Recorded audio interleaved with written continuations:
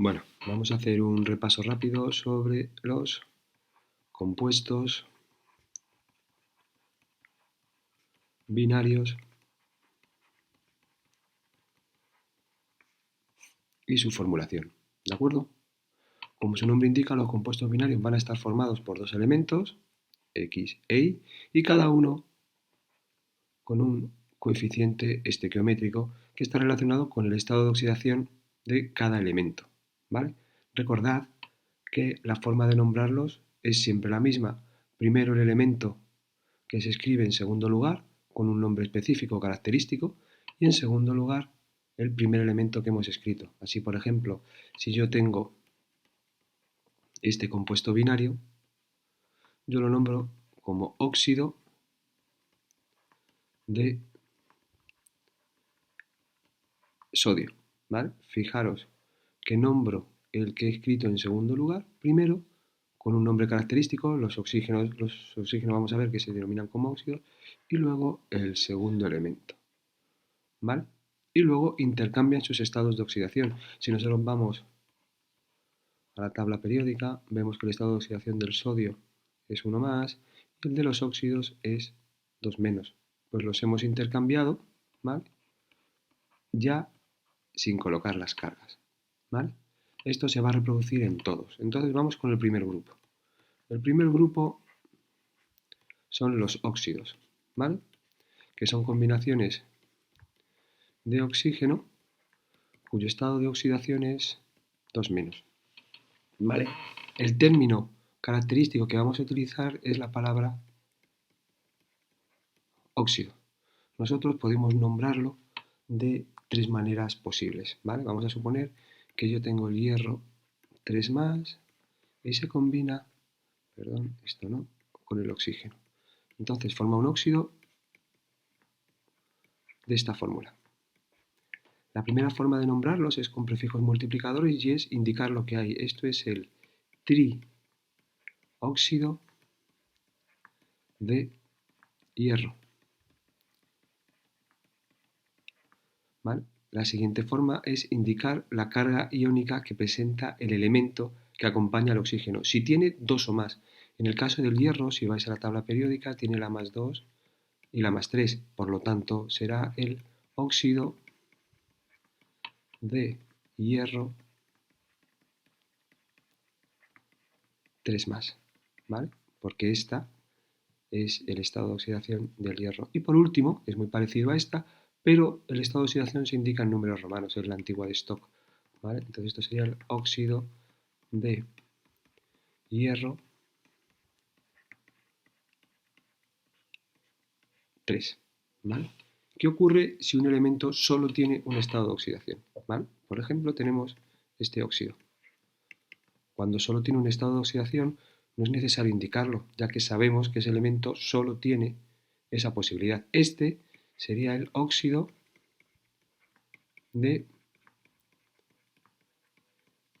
dilitio. Recordad que para el oxígeno no se utiliza el prefijo mono, ¿vale? Por otro lado sería el óxido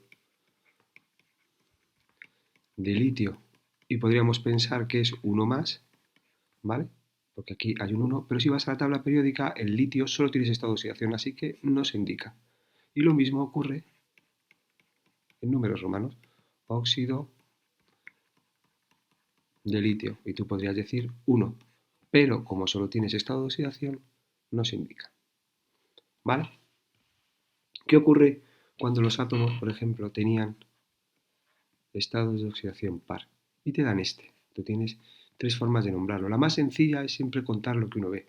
Esto es el trióxido de azufre. La otra forma, con la carga iónica, sería óxido de azufre y ahora tengo que poner el estado de oxidación del azufre, que uno podría pensar que es 3. Sin embargo, cuando no aparece el 2 del oxígeno quiere decir que eso está simplificado. Así que verdaderamente esta sustancia proviene de esta. Así que este es el estado de oxidación del azufre. Perdón. 3 más, 6 más, 6 más, ¿vale? Y la última opción es óxido de azufre 6 en romano. ¿De acuerdo? Pues estas ideas se van a repetir en todos los grupos. Otra opción que tenemos, binarios, son lo que se denominan peróxidos. En este caso, el grupo funcional es O2, 2 menos. ¿Vale?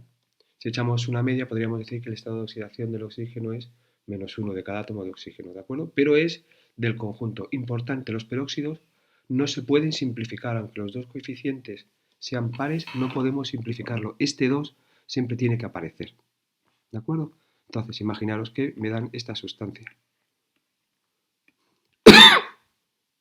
Aquí no hay duda de que esto pueda ser un óxido, dado que tengo aquí dos coeficientes pares y no los he simplificado, ¿vale?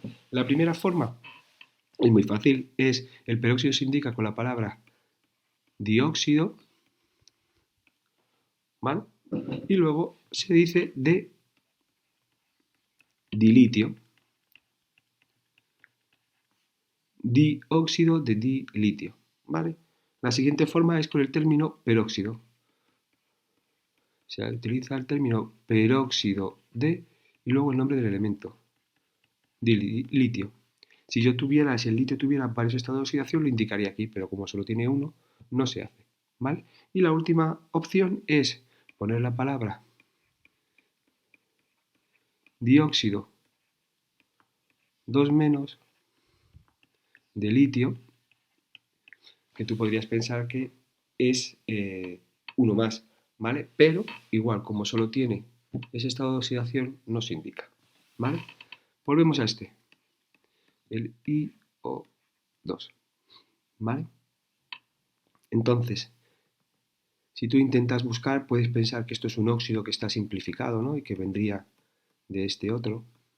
Sin embargo, el níquel no tiene el estado de oxidación 4, así que eso nos hace pensar que esto es un peróxido. Así que lo primero cuento y digo dióxido de níquel. A continuación, peróxido de níquel, y en este caso es 2, ¿vale? ¿Por qué? Porque tú tienes el níquel 2 más y el O2 2 menos. Primero el positivo, luego el negativo, le pongo el 2 del peróxido y el 2 del níquel, y al simplificar obtengo esta. Y por último, dióxido 2 menos de níquel 2 más. ¿De acuerdo? Bien, ese es el primer grupo de elementos. Ahora tenemos, a continuación, podemos trabajar con los hidruros, que son combinaciones binarias donde lo que tengo es hidrógeno. Y en este caso el hidrógeno puede actuar con estado de oxidación +1 y con estado de oxidación -1. ¿De acuerdo? Cuando tengo los que se llaman los hidruros metálicos, es la combinación del hidrógeno con un metal. Ya sabemos que los metales siempre son positivos, así que en este caso el hidrógeno actúa con su estado de oxidación negativo, ¿vale? Se siguen las mismas reglas que vimos para los óxidos. Por ejemplo, el CuH2 yo lo puedo nombrar en primer lugar contando átomos, pues es dihidruro, término que me identifica los hidrógenos de cobre. Luego podría ser hidruro de cobre, y en este caso 2 más, ¿vale? Y por último, hidruro de cobre 2 en romano, ¿vale? Y en este caso lo indico porque si vas a la tabla periódica, el cobre tiene dos estados de oxidación, +1 y +2. ¿Qué ocurre si, por ejemplo, me encuentro con este otro? ¿Vale? Dices, bueno, pues en primer lugar, cuento átomos, nunca utilizo el término mono, así que esto será el hidruro de plata. Si tengo que decir el estado de oxidación, la plata solo tiene el estado de oxidación 1, así que no se indica, así que vuelve a ser hidruro de plata, no digo uno más, ¿vale? Y por último, dices hidruro de plata y vuelve a ser lo mismo, no dices 1 en romano, ¿de acuerdo? La plata solo tiene ese estado de oxidación y por lo tanto no es necesario indicarlo, ¿vale? El otro grupo de hidruros es los que se llaman hidruros progenitores.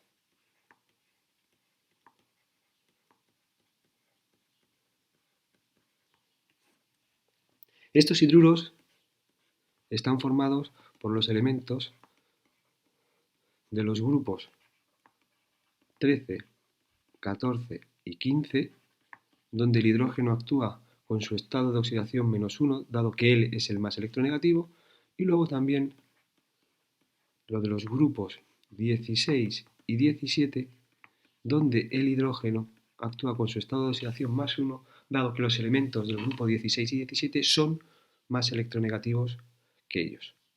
¿Vale? Para este conjunto de sustancias, la UPAC recomienda un conjunto de nombres específicos. ¿Vale? Los vamos a poner aquí para que los veamos. ¿Vale? Vamos a hacer un poco más pequeño esto.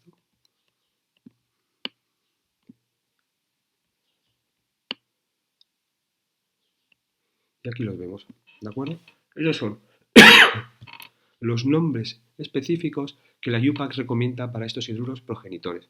Aquí no hay más remedio que aprendérselos de memoria, ¿vale? Pero eso sí, en el caso de los grupos, un segundo, que se ha ido, en el caso de los grupos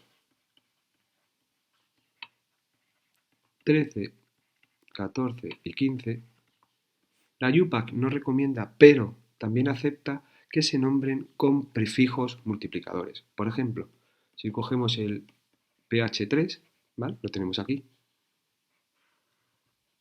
Su nombre es fosfano. En este caso, la UPAC también acepta que se nombre como trihidruro de fósforo. ¿Vale? O por ejemplo, el CH4, que lo tenemos aquí. El nombre que recomienda la UPAC es metano. Sin embargo, también acepta tetrahidruro de metano. Perdón, de metano no, de carbono.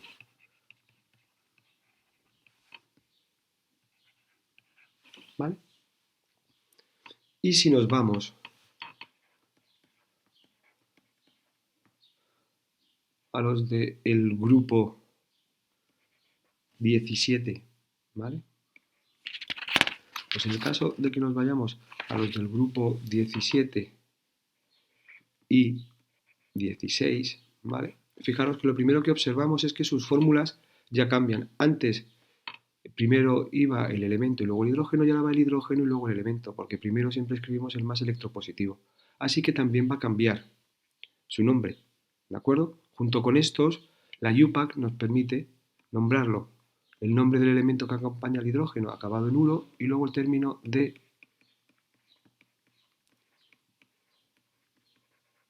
hidrógeno, ¿vale? Por ejemplo, podemos tener el HCl y que sea el cloruro de hidrógeno. O bien, si tenemos el H2S, que es el sulfano, lo podemos nombrar como el sulfuro de hidrógeno. ¿Vale? La otra forma posible de nombrarlos es con lo que se llama la nomenclatura de hidrógeno.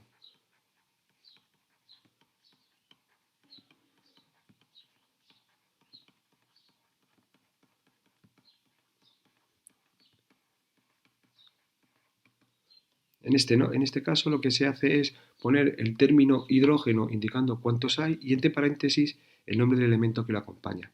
¿Vale? En el HCl, pues esto sería el hidrógeno,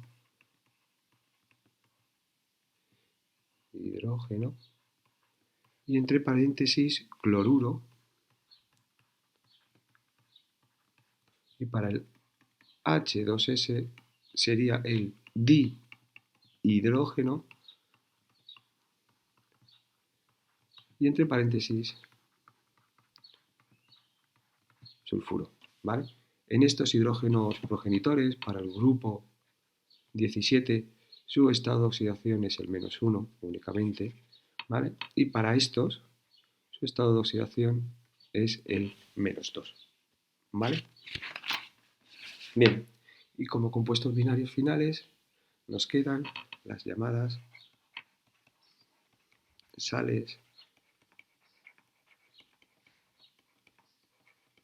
binarias. ¿Vale? La combinación de dos átomos, uno en general metálico y el otro no metálico, o incluso veremos la posibilidad de sales con elementos no metálicos. ¿Vale? Tenemos dos opciones. En primer lugar están las sales neutras, que estas son las que se nombran la combinación de un metal más un no metal. ¿Vale? Recordad que siempre se escribe primero el positivo, por lo tanto primero irá el metal y luego en segundo lugar el no metal. Por ejemplo, el FeCl3. ¿De qué forma los puedo nombrar? Va a ser exactamente igual que vimos con los óxidos. En primer lugar, con prefijos, y esto sería el tricloruro. ¿Vale? Fijaros que es el nombre acabado en uro con 3 de hierro. También puede ser el cloruro de hierro 3 más, ¿vale? El estado de oxidación del hierro, y lo indico porque el hierro tiene +2 y +3, o bien el cloruro de hierro 1, 2, 3. ¿Vale? Y si tengo el AlBr3, ¿vale? Pues este será el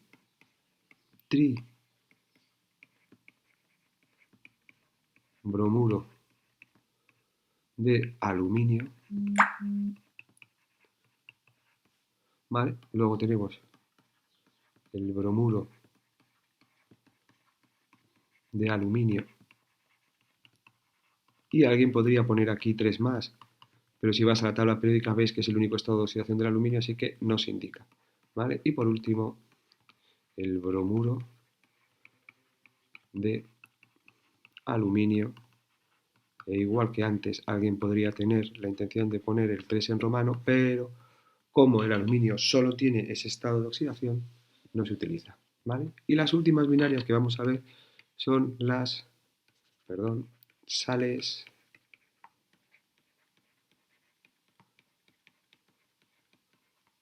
volátiles. ¿De acuerdo? En este caso, de las sales volátiles es la combinación de un no metal más un no metal. ¿De acuerdo? La forma de nombrarlos, siempre primero, la forma de escribirlo, siempre primero el menos electronegativo y luego el más electronegativo, y al nombrarlos al revés.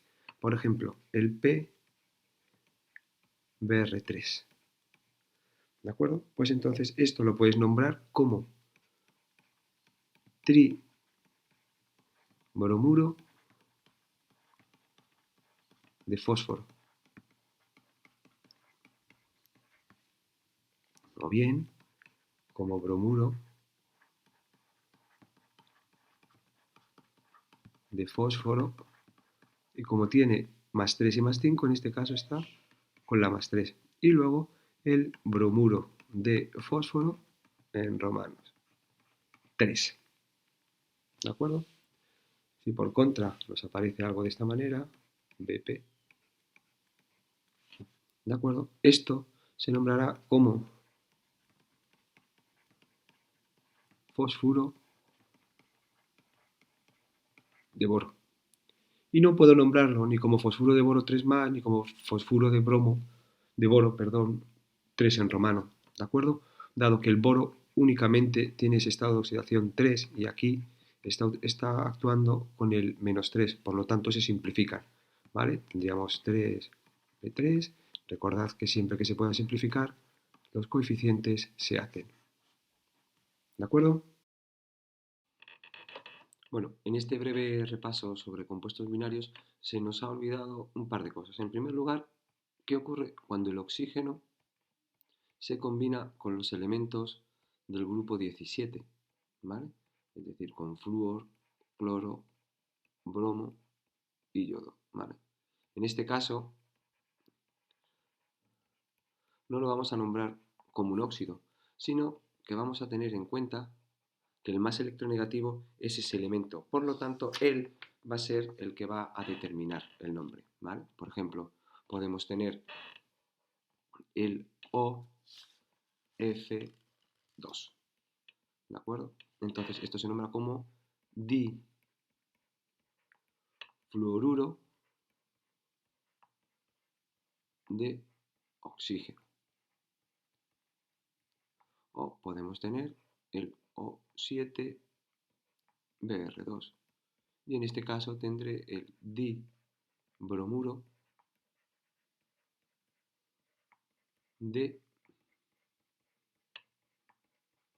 heptaoxígeno. Si lo comparamos con uno de los óxidos que hemos visto antes, ¿no? Que era este, el óxido de sodio, vemos que ha cambiado la posición del oxígeno. Y eso se debe a que el oxígeno es menos electronegativo que el flúor. ¿De acuerdo? Así que tiene que ponerse antes, igual que el sodio es menos electronegativo que este oxígeno. Y luego, como el segundo elemento es el que caracteriza el nombre de la sustancia, por eso lo nombramos como el elemento acabado en uro, ¿vale? Y simplemente es la única, contando átomos: dibromuro de heptaoxígeno, difluoruro de oxígeno. Nos olvidamos del mono, ¿vale? Y por otro lado, otro apunte. Imaginaros que tenemos esta sustancia, el HBr, ¿vale? Las posibilidades son, en principio,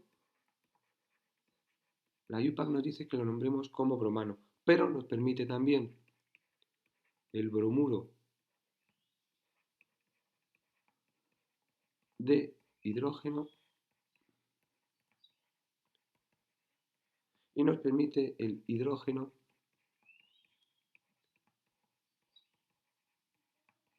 paréntesis bromuro. Pero a esta sustancia lo que no puedes nombrarla, ¿vale? Es como ácido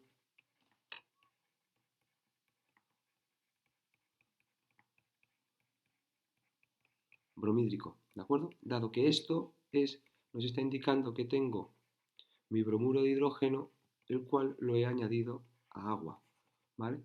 Esto no es un compuesto, esto es una disolución, ¿de acuerdo? Así que no sirve para diferenciar. Si yo tengo el bromuro de hidrógeno, pues lo lógico es que esa sustancia sea gaseosa y sin embargo, si esta sustancia la pongo en agua, lo correcto sería nombrarla como ácido bromídrico, ¿de acuerdo? Porque es una disolución. Pero importante, no se pueden nombrar de esa manera, ¿de acuerdo? Porque tú nombras un compuesto, no una disolución.